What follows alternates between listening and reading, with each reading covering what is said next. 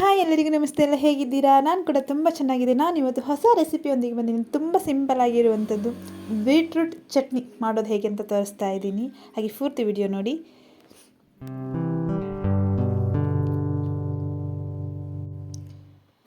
ಹಾಗೆ ನೀವು ಇಲ್ಲಿ ನೋಡ್ತಾ ಇರ್ಬೋದು, ನಾನು 3 ಬೀಟ್ರೂಟನ್ನು ತಗೊಂಡಿದ್ದೀನಿ. ಅದರದ್ದು ಸಿಪ್ಪೆಯನ್ನು ತೆಗೆದಿಟ್ಕೊಂಡಿದ್ದೀನಿ. ಒಂದು ದೊಡ್ಡ ಬೀಟ್ರೂಟ್, ಹಾಗೆ 2 ಸ್ವಲ್ಪ ಪುಟ್ಟಾಣಿದು ನೋಡ್ತಾ ಇರ್ಬೋದು ನೀವು ಇಲ್ಲಿ. ಹಾಗೆ ನಾನು ಚೆನ್ನಾಗಿ ಸಿಪ್ಪೆ ತೆಗೆದು ತೊಳೆದಿಟ್ಕೊಂಡಿದ್ದೀನಿ.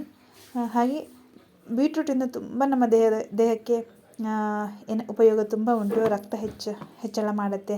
ಹಾಗೆ ಇದು ಪ್ರೆಗ್ನೆಂಟ್ ಇದ್ದಾಗೆಲ್ಲ ತುಂಬ ತಿನ್ನಬೇಕು. ಮಕ್ಕಳಿಗೆ ಕೂಡ ತುಂಬ ಒಳ್ಳೆಯದು. ಬೆಳವಣಿಗೆ ಕೂಡ ತುಂಬ ಚೆನ್ನಾಗಾಗತ್ತೆ. ಹಾಗಾಗಿ ರಕ್ತ ಕೂಡ ಶುದ್ಧೀಕರಣ ಕೂಡ ಮಾಡುತ್ತೆ ಇದು. ಹಾಗೆ ತುಂಬ ಬೀಟ್ರೂಟ್ ಜ್ಯೂಸ್ ಕುಡಿಯೋದ್ರಿಂದನೂ ಕೂಡ ತುಂಬ ಒಳ್ಳೆಯದು. ಹಸಿ ಜ್ಯೂಸನ್ನು ಕುಡಿಯೋದ್ರಿಂದ ತುಂಬ ಒಳ್ಳೆಯದಾಗುತ್ತೆ. ಹಾಗೆ ನಾನಿಲ್ಲಿ ಯಾವ ರೀತಿ ಮಾಡ್ತೀನಿ ಅಂತ ತೋರಿಸ್ತೀನಿ. ಈಗ ಹಾಗೆ ನಾನಿಲ್ಲಿ ಸ್ವಲ್ಪ ಚಿಕ್ಕ ಸೈಜಲ್ಲಿ ಕಟ್ ಮಾಡಿ ಇಟ್ಕೊಂಡಿದ್ದೀನಿ. ಹಾಗೆ ಅದ್ರ ಜೊತೆಗೆ ಒಂದು 6ರಿಂದ 7 ಹಸಿಮೆಣಸನ್ನು ತೊಗೊಂಡಿದ್ದೀನಿ. ಖಾರದ್ದು ನಿಮಗೆ ಖಾರ ಬೇಕಾದ್ರೆ ಹಾಕ್ಕೊಳ್ಬೋದು. ಇವಿಷ್ಟನ್ನು ಹಾಕಿ ಬೇಯಿಸ್ಕೊಳ್ಬೇಕು. ನಾವಿಲ್ಲಿ ಸ್ವಲ್ಪ ನೀರನ್ನು ಹಾಕ್ಕೊಂಡು ಬೇಯಿಸ್ಕೊಳ್ಬೇಕು. ತುಂಬ ನೀರು ಹಾಕಿ ಬೇಯಿಸ್ಲಿಕ್ಕೆ ಹೋಗಬೇಡಿ. ಸ್ವಲ್ಪ ನೀರನ್ನು ಹಾಕಿ ಬೀಟ್ರೂಟ್ ಮಾತ್ರ ಚೆನ್ನಾಗಿ ಬೇಯಬೇಕು. ಅಷ್ಟು ಗೊತ್ತಾಗತ್ತಲ್ಲ ಬೆಂದಿದ್ದು ಹೇಗೆ ಅಂಥೇಳಿ. ಹಸಿ ಇರಬಾರ್ದು. ಚೆನ್ನಾಗಿ ಬೆಂದರೆ ಮಾತ್ರ ಅದು ಸಖತ್ತಾಗಿ ಬರುತ್ತೆ. ಚಟ್ನಿ ಅಲ್ವಾ, ಹಾಗಾಗಿ ತುಂಬ ಚಟ್ನಿ ಕೂಡ ತುಂಬ ಟೇಸ್ಟಿಯಾಗಿರುತ್ತೆ. ತುಂಬ ಸಿಂಪಲ್ ಕೂಡ, ಬೇಗ ಆಗುತ್ತೆ. ಇದು ಬೇಯಲಿಕ್ಕೆ ಸ್ವಲ್ಪ ಟೈಮ್ ಹಿಡಿಬೋದು ಅಷ್ಟೇ, ಬಿಟ್ಟರೆ ಪಟ್ಟ ಅಂತ ಆಗುತ್ತೆ. ಅದಕ್ಕೇನು ಸಾಮಗ್ರಿಗಳು ಜಾಸ್ತಿ ಬೇಕಂತ ಏನಿಲ್ಲ. ನೋಡ್ತಾ ಇರ್ಬೋದು ನೀವು ಇಲ್ಲಿ ಚೆನ್ನಾಗಿ ಬೆಂದಿದೆ. ಕಲರ್ ಕೂಡ ನೋಡಿ ಚೇಂಜ್ ಆಗಿದೆ ಬೀಟ್ರೂಟದ್ದು. ತುಂಬ ಫ್ರೆಶ್ ಇತ್ತು ಕೂಡ. ನೋಡ್ತಾ ಇದ್ದೀವಿ. 1 ಸ್ಪೂನ್ ತೊಗೊಂಡು ನಾವು ಈ ಥರ ಆ ಹೋಳನ್ನು ಸ್ವಲ್ಪ ಪ್ರೆಸ್ ಮಾಡಿದರೆ ಅದು ಭಾಗ ಆಗುತ್ತಲ್ಲ ನೋಡಿ. ಈಗ ನನಗೆ ತಣ್ಣಗಾದಮೇಲೆ ಮಿಕ್ಸಿಗೆ ಹಾಕ್ಕೊಳ್ತಾ ಇದ್ದೀನಿ ಬೀಟ್ರೂಟ್ ಮತ್ತು ಹಸಿಮೆಣಸು. ಮತ್ತು ಅದರ ಜೊತೆಗೆ ನೀರು ನಾನು ಹಾಕ್ತಾಯಿಲ್ಲ ನೋಡಿ. ಹಾಗೆ ಒಂದು ಸಲ ರುಬ್ಕೊಂಡಿದ್ದೀನಿ. ಅದ್ರ ಜೊತೆಗೆ ನಾನಿಲ್ಲಿ ಸ್ವಲ್ಪ ಕೊಬ್ಬರಿ ತುರಿ, ಅಂದರೆ ಹಸಿ ಕೊಬ್ಬರಿ ತುರಿ ತೊಗೊಂಡಿದ್ದೀನಿ. ಉಪ್ಪು ಸ್ವಲ್ಪ, 1 ಸ್ಪೂನು ಸಕ್ಕರೆ, ಹಾಗೆ ಚಿಕ್ಕದು ಒಂದು ನೆಲ್ಲಿಕಾಯಿ ಗಾತ್ರದಷ್ಟು ಇರ್ಬೋದೇನೋ ಹುಣಸೆಹಣ್ಣು ತೊಗೊಂಡಿದ್ದೀನಿ. ಹಾಗೆ ಇವಿಷ್ಟು ಅದ್ರ ಜೊತೆಗೆ ಹಾಕಿ ಒಂದು ಸರಿ ರುಬ್ಕೊಳ್ಬೇಕು. ಈಗ ಏನು ನಾವು ರುಬ್ಬಿದ್ದೀವಲ್ಲ ಅದೇ ಮಿಶ್ರಣದ ಜೊತೆಗೆ ಹಾಕ್ಕೊಂಡು ರುಬ್ಕೊಂಡಿದ್ದೀನಿ. ನೋಡ್ತಾ ಇರ್ಬೋದು ನಾವು ಇಲ್ಲಿ ಹಸಿಮೆಣಸು ಮತ್ತು ಬೀಟ್ರೂಟನ್ನು ರುಬ್ಕೊಂಡಿದ್ದಲ್ಲ ಅದಕ್ಕೆ ಮತ್ತೆ ವಾಪಸ್ ಹಾಕಿ ಅದಷ್ಟು ಸಾಮಗ್ರಿಯನ್ನು ಹಾಕಿ ರುಬ್ಕೊಂಡಿದ್ದೀನಿ. ಹಾಗೆ ಇದಕ್ಕೆ ನಾವೀಗ ಸ್ವಲ್ಪ ಒಗ್ಗರಣೆಯನ್ನು ಕೊಟ್ಕೊಳ್ಬೇಕು. ನಾನಿಲ್ಲಿ ಸ್ವಲ್ಪ ಎಣ್ಣೆನ ಕಾಯ್ಲಿಕ್ಕೆ ಇಟ್ಟಿದ್ದೀನಿ.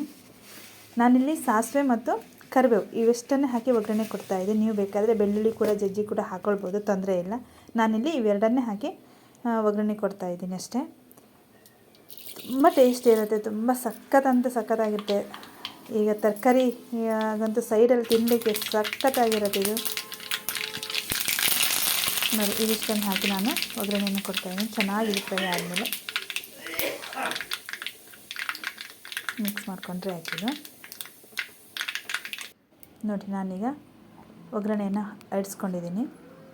ನೋಡ್ತಾ ಇರ್ಬೋದು ಕಲರ್ ಕೂಡ ಸಖತ್ತಾಗಿ ಕಾಣಿಸ್ತಾ ಇದೆ. ನೋಡಲಿಕ್ಕೆ ತುಂಬ ಸಖತ್ತಾಗಿ ಅನ್ನಿಸ್ತದೆ. ಕಣ್ಣಿಗೆ ಕೂಡ ತುಂಬ ಹಬ್ಬ ಅನಿಸುತ್ತೆ ಕಲರ್ ನೋಡಿ. Beetroot chutney ready.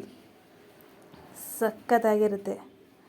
ನಾನಿಲ್ಲಿ ಸ್ವಲ್ಪ ಚಿತ್ರಾನ್ನ ಮಾಡ್ಕೊಂಡಿದ್ದೆ. ಹಾಗೆ ವೈಟ್ ರೈಸ್, ಚಿತ್ರಾನ್ನಗೂ ಕೂಡ ಸಖತ್ತಾಗಿರುತ್ತೆ ಸೈಡಲ್ಲಿ ತಿನ್ನಲಿಕ್ಕೆ.